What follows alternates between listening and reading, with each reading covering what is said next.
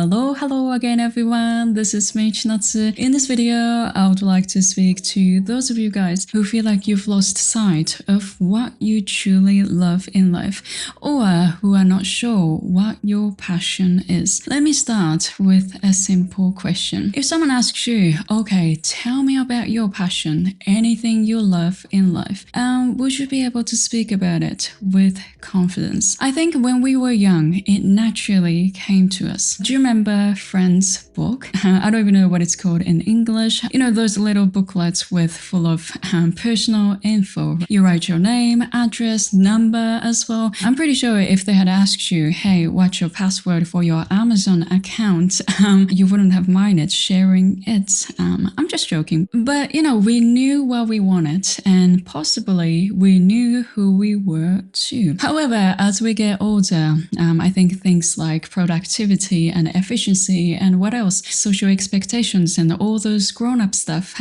come into play. So before we know it, we try to hide what we love, or in the worst case, we forget it altogether. So in this video, I would like to share some perspectives that genuinely helped me rediscover what I love, and not only hobbies and stuff, but also my life passions too. Yeah, I hope you guys enjoy this video. As always, if you have got any questions, comments, please let me know. I would love to hear what you have to say. And if you haven't subscribed to my channel yet, you're more than welcome to as well. Alright, let's get right into it.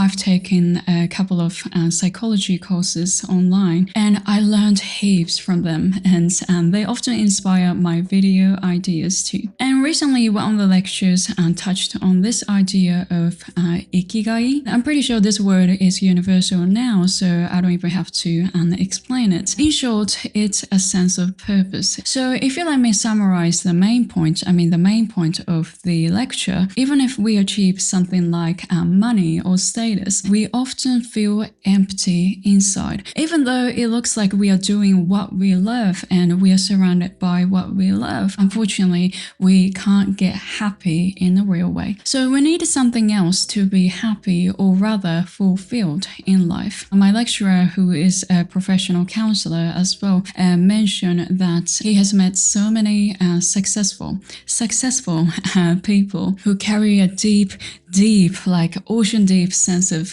emptiness inside, even though they have got things that people are jealous of. Okay, you like fashion, okay, you can buy designer clothes and you can wear them, so you must be happy. However, unfortunately, those people are not happy inside, like deep down. And he said one of the keys to feeling fulfilled in life is to contribute to society. And when I say society, you know, it sounds like a big deal, doesn't it? But it doesn't have to be. It can be your friends or family or your community. So yeah, you want to contribute to society in a way that aligns with your personal value. Of course, you can do what you love for your career. I mean, in my case, I love chatting, so it's part of my job, right? But it's not everything. Of course, you want to do what you love, but to go further, you want to do something that fulfills your life, personal values too. But here, you know, a lot of people think like happiness means like doing or having what you love. Then, okay, do you feel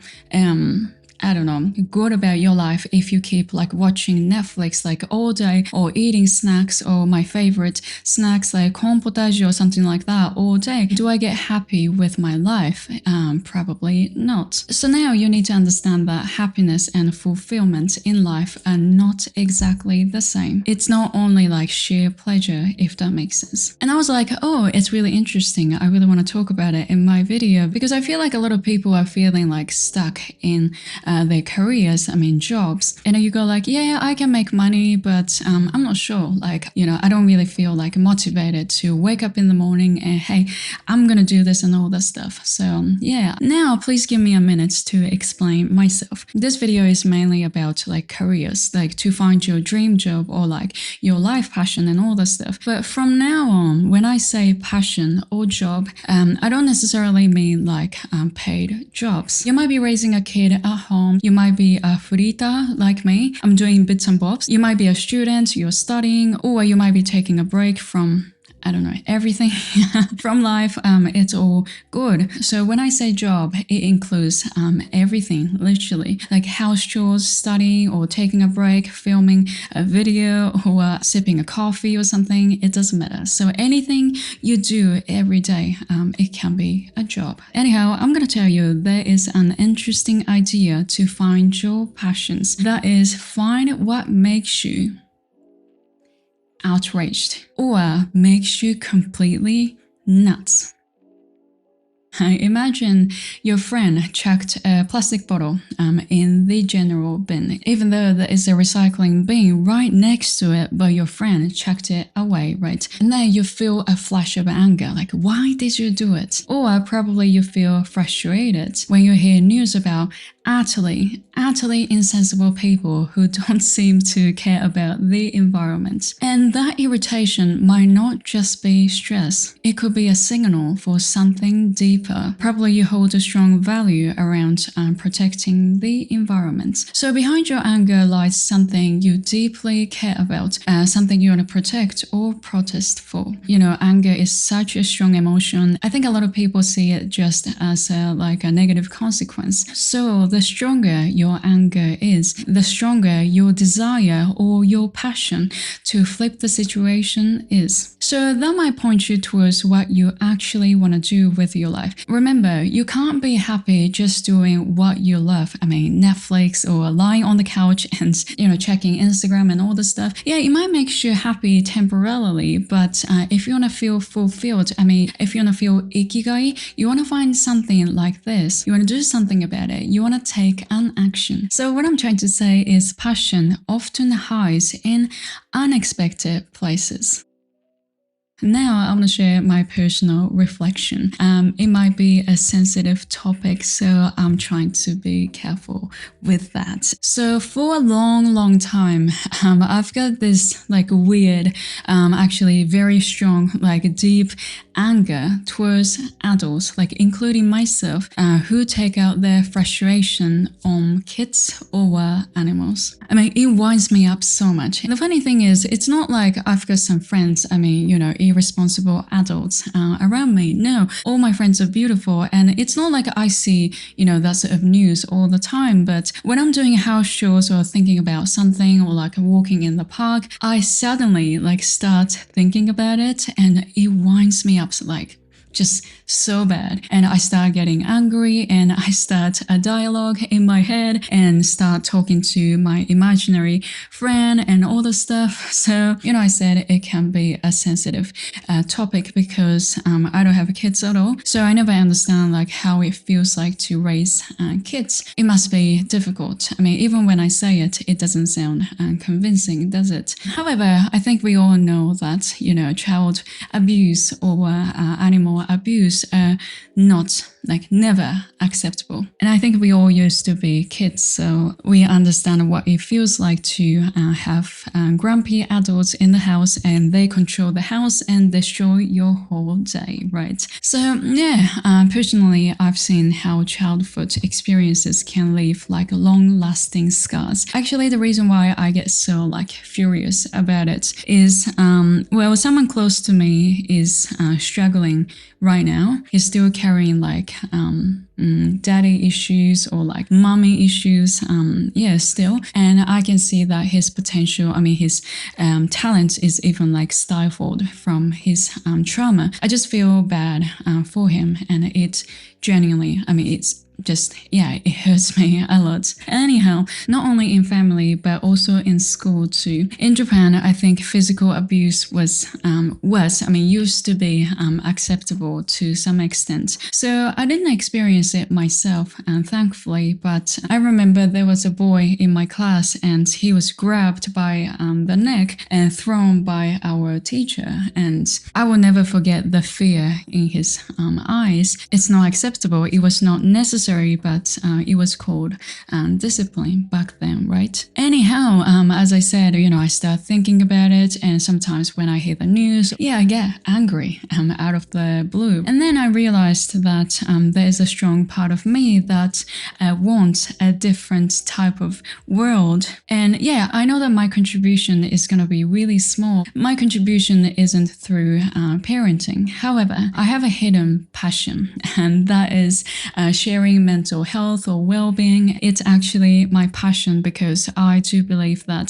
to provide a happy environment to kids, first, we grown-ups have to be happy and grounded. So I want to be a grounded adult. I want to understand myself and feelings. It's not like I want to be a role model, but I want to make a community or like an environment where we can learn how to be better. So I love speaking English. That's why I'm running this channel. But at the same time, I love sharing about, this kind of stuff. And probably you can see it when you look at my channel. So this is my passion, sharing my study logs with people in English. That's my joy. And even though I'm not making a lot of money, but it doesn't matter. This is the reason why I get up in the morning and do it, think about video ideas and filming like this, being out of breath. But it doesn't matter because this is something like gives me fulfillment in life.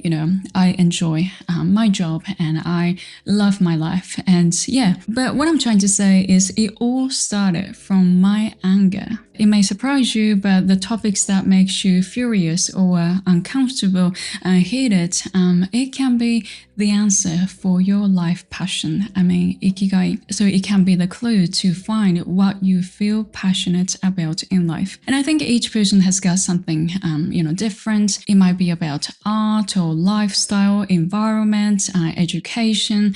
What else? Like sports or mental health, health in general. Everyone has got something like that. So reflect on yourself and try to think what makes you angry. It's really interesting. So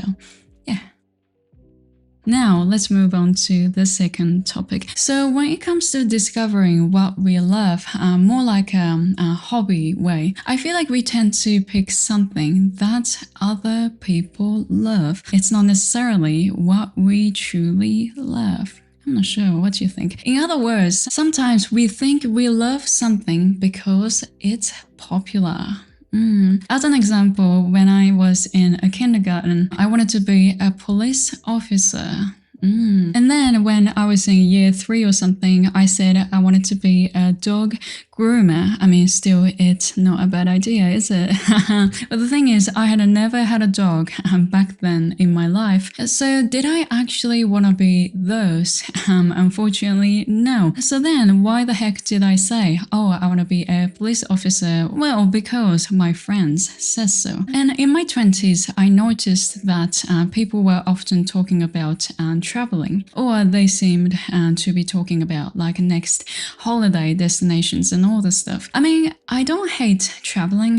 Who hates traveling anyway? I'm excited for June because I'm going to Japan. However, to be honest, I'm not like travel savvy. So like I get tired. I can't sleep on the plane. So I need to ask my grandma to send me some magic pills. I'm a routine person and I'm a picky eater as well. But still, people seem to be like always, constantly talking about, hey, where are you going next? Or when is your next holiday or something like that. In retail especially, you start chit chat, right? Small talk before selling stuff. I used to get asked like, hey, you're from Japan, right? Have you been to Korea? They're so close to each other, right? And I'm like, I've never been to Fukuoka even. So I felt always like awkward, right? I can't talk about traveling much. But now I've got a different idea for it. Probably it's from aging, but I stopped comparing myself to others, so I don't feel bad about myself. And also I started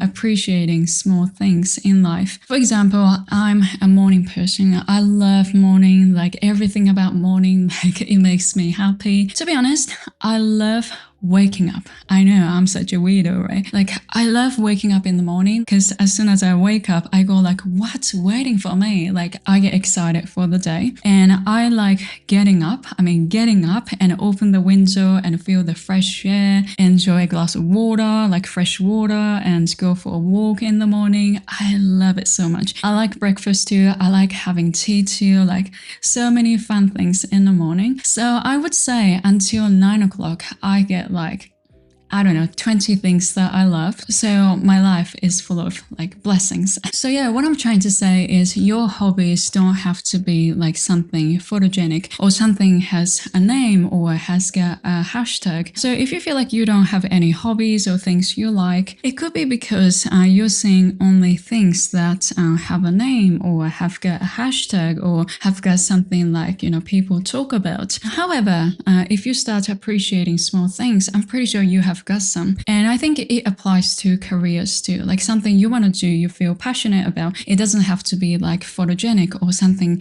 is popular online. No, it's your life. It can be different. And I just wanted to let you know that those small passions or beauty in life, those small beautiful things might be hiding behind what you see. You can't see it now, but there is something there. So thank you for watching this video, guys. I hope you guys enjoyed it. If you did, please let me know by clicking the like button, and if you've got any questions, comments, please let me know. And if you haven't subscribed to my channel yet, you're more than welcome to as well. All right, I see you in the next video soon.